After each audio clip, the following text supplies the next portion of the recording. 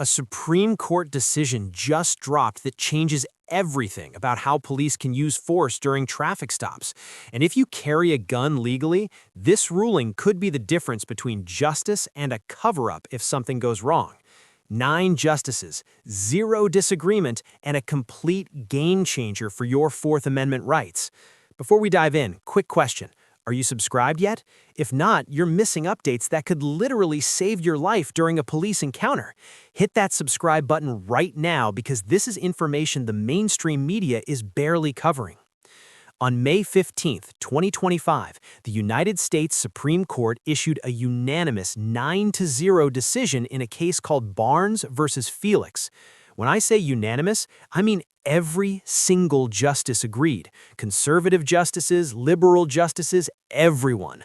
That almost never happens. And when it does, you need to pay attention because it means something fundamental just changed in American law. Here's what this case is really about.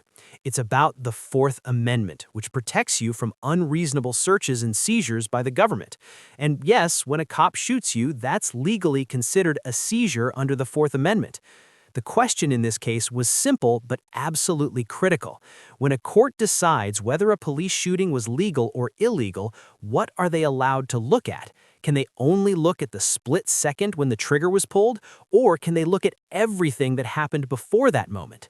For years, 4 federal circuit courts, including the Fifth Circuit covering Texas, Louisiana, and Mississippi, used something called the moment of threat rule. This rule said that judges could only look at the precise instant when the officer felt threatened. Everything that happened before that moment was off limits. The officer's actions leading up to the shooting doesn't matter. Whether the officer created the danger himself doesn't matter. Only the final 2 seconds count. Let me tell you why that's insane, and I'll use the actual facts from this case. On April 28, 2016, a man named Ashton Barnes was driving on a highway outside Houston, Texas. A constable named Roberto Felix got a radio alert about outstanding toll violations linked to Barnes's license plate. Felix pulled him over. Pretty routine stuff, right? Felix walked up to the car, asked for license and insurance. Barnes said he didn't have his license on him and the car was a rental in his girlfriend's name. Barnes was looking around for paperwork and Felix told him to stop digging around. Felix said he smelled marijuana. Then Barnes said maybe his ID was in the trunk. Felix told him to pop the trunk from inside the car. Barnes did, and he also turned the ignition back on. Now here's where it gets critical. Felix opened the driver's door and pulled his gun. Barnes started driving away, and this is the key part. Felix jumped onto the door of the moving vehicle. He's literally hanging on the outside of a moving vehicle. He yelled twice, "Don't move." Then, with his head above the roof so he couldn't even see inside the car, he fired 2 shots into the vehicle. Barnes was hit and died, but he managed to stop the car first. The whole thing, from the car moving to it stopping, 5 seconds. The time from Felix jumping on the car to firing the first shot, 2 seconds. Barnes's mother sued Felix under federal civil rights law, saying he used excessive force and violated her son's Fourth Amendment rights. And here's what happened in the lower courts. Both the District Court and the Fifth Circuit Court of Appeals said they could only look at those final 2 seconds when Felix was hanging on the moving car. They said at that moment, a reasonable officer would fear for his life, so the shooting was justified.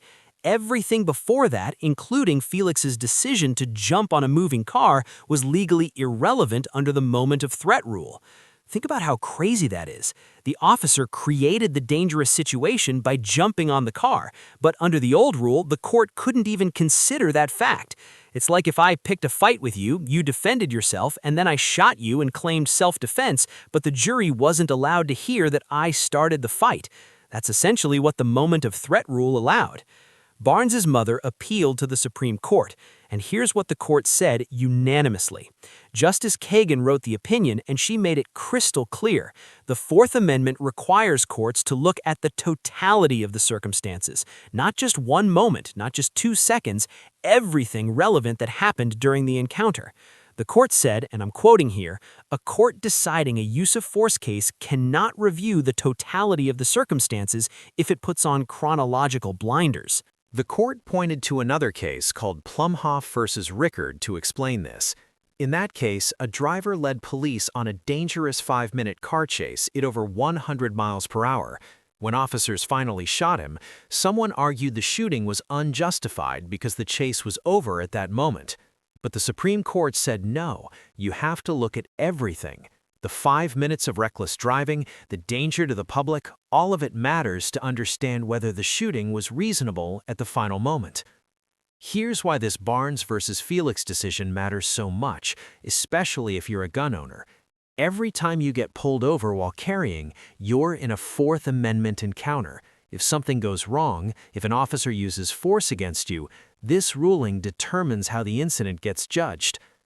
Under the old moment of threat rule in some circles, an officer could do all kinds of unreasonable things leading up to using force, but as long as he felt threatened at the final instant, he was protected. Not anymore. Now, courts must look at whether the officer's own actions created the danger. Did the officer give commands that made the situation more dangerous? Did the officer fail to use de-escalation techniques? Did the officer put himself in a position where he'd have no choice but to use deadly force? All of that is now fair game in court. Let me give you a hypothetical example to make this clear. Let's say you're legally carrying concealed. You get pulled over, and you properly notify the officer you have a permit and a firearm. The officer tells you to reach for your wallet. As you reach, the officer suddenly yells "gun" and shoots you. Under the old moment of threat rule in those 4 circles, a court might only look at the split second when your hand moved toward where the gun was. At that moment, was the officer in fear? Yes, shooting justified. But under the new standard after Barnes versus Felix, the court must look at the whole thing. Did the officer create the danger by ordering you to reach near your gun? Did the officer fail to first secure the weapon or have you step out of the vehicle? Was the stop even lawful to begin with? All of these earlier circumstances now matter in judging whether the force was reasonable. That's huge. The decision also has something interesting in Justice Kavanaugh's concurring opinion. He was joined by Justices Thomas, Alito, and Barrett, and he spent 6 pages talking about how dangerous traffic stops are for police officers. He's absolutely right about that. Officers get killed during traffic stops. It's one of the most dangerous things they do. But here's what's important. Even after acknowledging all that danger, even after explaining how difficult these split-second decisions are, Justice Kavanaugh still joined the unanimous opinion, saying courts must look at everything, not just the final moment. That tells you something. This isn't about being anti-police or pro-police. This is about the Constitution. The Fourth Amendment doesn't say the government can seize you, which includes shooting you, as long as an officer feels scared at the final second. It says seizures must be reasonable, and you can't judge reasonableness by putting blinders on and ignoring everything that led to that moment. Now let's talk about what this means going forward. The Supreme Court sent the Barnes case back to the lower courts and told them to reevaluate the shooting using the full timeline, not just the final 2 seconds. We don't know yet what will happen to Officer Felix. The court didn't say the shooting was definitely unreasonable. They just said the lower courts used the wrong test. But the bigger impact is on every future case. Police departments across the country are going to have to retrain officers. Prosecutors reviewing police shootings will have to consider the full encounter. And defense attorneys representing people shot by police now have a unanimous Supreme Court decision saying the totality of circumstances matters. Here's something else nobody's talking about. The Supreme Court specifically did not address one issue in this case, and it's a big one. They didn't decide whether an officer loses the right to use force if he created the danger in the first place. They left that question for another day. So that question is still out there. Can an officer intentionally or recklessly create a dangerous situation and then use deadly force to get out of it? We don't have a clear answer yet, but the fact that the court mentioned it means it's on their radar. For gun owners, this is especially relevant. Imagine an officer sees you have a holstered gun during a traffic stop. He gets nervous and makes erratic commands. Put your hands up. No, wait. Show me your license. No hands on the wheel. Now reach for your ID. You're trying to comply, but the commands are contradictory and confusing. If that officer then shoots you because he interprets your confused movements as threatening, should he be protected? Under the Barnes ruling, courts now must look at whether his own contradictory commands created the confusion that led to the shooting. That's progress. But here's what you need to understand. This ruling doesn't mean officers can't use force. It doesn't mean every police shooting is now going to be found unconstitutional. What it means is that courts have to be honest about the full picture.